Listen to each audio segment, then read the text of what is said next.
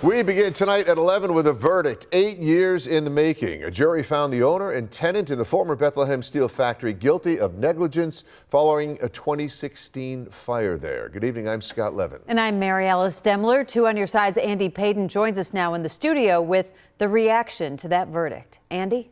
Yeah, Scott and Mary Alice, I'm sure many of us remember when this was the scene at the former Bethlehem Steel factory about 8 years ago. But tonight, many of these neighbors feel this is the first time they're getting justice.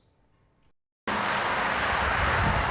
years later, and to any driver on the Hamburg Turnpike, it would appear as if nothing's missing. The smoke came in, even houses that were, all the windows were closed. But Gene Vinyl and the neighbors just feet away from the former Bethlehem Steel site remember. So many people lost all their furniture, all their, had to strip their houses of their drywall. And tonight, for the first time in almost a decade, those memories validated, with a jury unanimously finding the owner and tenant of the former steel factory guilty of negligence and gross negligence in the devastating fire that ravaged the property. And this part is such a relief because from now we go forward without this denial of responsibility continuously for all these years. It was November 9th, 2016 when the fire started, sending a thick plume of smoke 30 miles south of the site and spreading a cloud of ash all across neighborhoods on its path. People had asthmas that came that they didn't have, or aggravations that became really symptomatic afterward, and then also other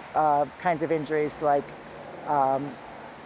cancers and earlier deaths. The jury now finding the owner and tenant responsible, saying they failed to equip their property with fire safety and emergency response materials, even finding that they only had fire extinguishers designed for office fires available for the 1 million square foot warehouse. It could have been it could have been a small incident that they didn't remember, a month later. Those findings now making it so every one of the over 3,000 neighbors impacted that day can now individually seek damages and finally feel heard.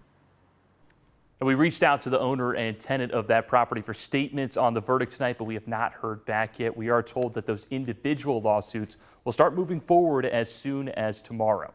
On your side here in the studio tonight, Andy Payton, Channel 2 News. Andy, thanks.